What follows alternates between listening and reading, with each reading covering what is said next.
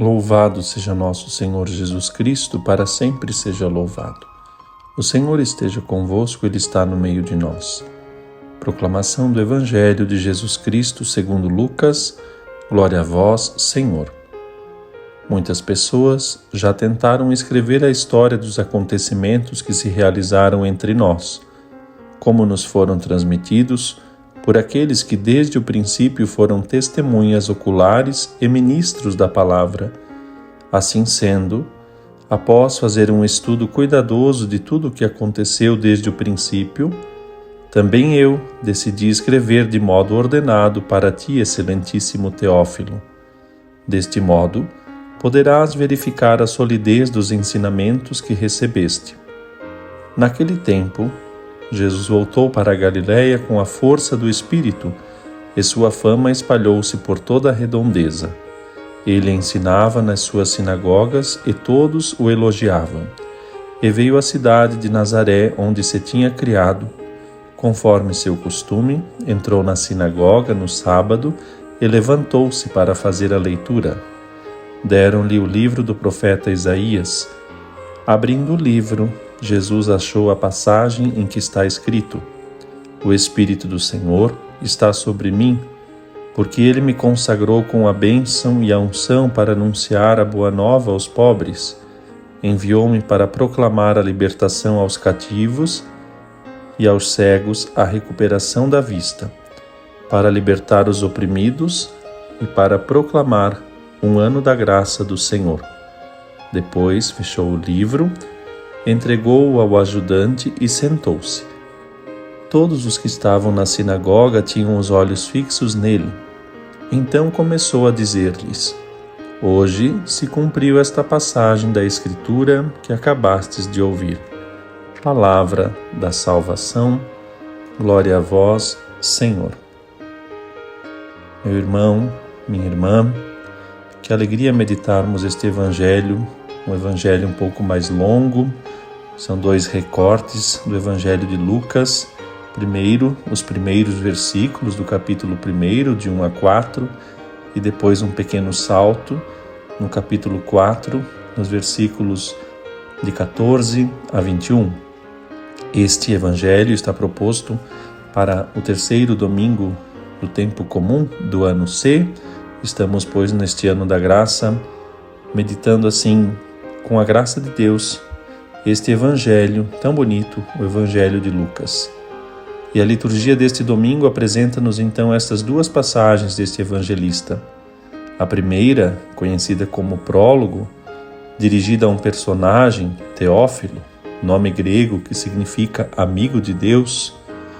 Ali, São Lucas deixa evidente assim que quer fazer uma narração bem documentada e ordenada da vida de Cristo desde as suas origens, explicando também assim o sentido salvífico dos acontecimentos que se realizaram entre nós, como ele mesmo diz no 1º versículo.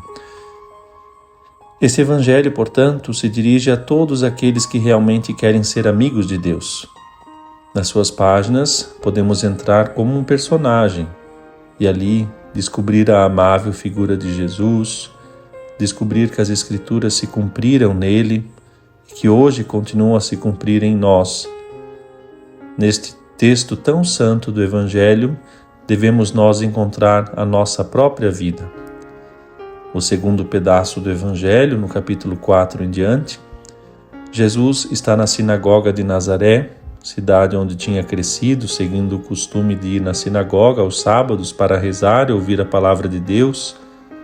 Ele teria aprendido isso de modo natural, acompanhando desde criança São José e a Virgem Maria. Este era o compromisso da família no final de semana, por assim dizer. E o relato nos introduz dizendo que Jesus foi até a sinagoga e depois de algumas orações tomou a palavra, um trecho do Pentateuco ou da Torá, da Lei de Deus, e começou a ler. Naquela ocasião foi-lhe oferecido então o livro do profeta Isaías, um texto onde o profeta fala de um ungido do Senhor que leva a boa nova da salvação e o anúncio de que Deus libertará o povo de suas aflições. São palavras de consolo dirigidas a um povo que estava na reconstrução após muitas décadas de ruína e decadência, consequência de toda aquela devastação do território pelas tropas babilônicas. Isso ainda no século VI a.C., os que puderam voltar do exílio se sentem incapazes de curar tantas feridas materiais, morais, psicológicas, mas Deus vai cumprindo as suas esperanças por meio da esperança da salvação. E é interessante que Jesus lê exatamente esse trecho de Isaías, que não é só uma simples lembrança, uma proclamação esperançosa de que Deus já fez no passado e agora nada mais fará. Jesus, no final do Evangelho, vai dizer: hoje se cumpriu esta palavra que acabaram de ouvir. Jesus é, portanto, o Redentor anunciado. E este hoje do Evangelho que Jesus nos fala não é um instante acontecido há mais de 20 séculos. Jesus está nos falando hoje, no século 21, porque também agora o Senhor, o ungido do Senhor, o Messias, está vivo e se dirige a cada um de nós para curar as nossas doenças, as nossas fraquezas, os nossos pecados. Hoje pode ser para mim e para cada um de nós o dia da salvação. Não deixemos então para amanhã a decisão que o Senhor espera de nós. Hoje devemos nos converter, hoje devemos perdoar, hoje devemos aceitar o perdão, hoje devemos recomeçar com a ajuda da graça, de modo que aproveitemos o hoje de Deus para realmente crescer em santidade. Hoje, toda a Igreja nos propõe exatamente isso, a salvação obtida por Jesus para toda a humanidade, conta conosco para levá-la ao mundo inteiro. Esta também é a nossa missão. Afinal, fomos ungidos pelo Espírito de Deus e temos de ir aos nossos irmãos para lhes anunciar a palavra, tornando-nos assim instrumento da salvação para aqueles que tanto necessitam, pois, desta graça de Deus. O Senhor conta, mais do que tudo, conosco. Esta é a nossa missão, ir e proclamar que o Senhor vive e que Ele está no meio de nós.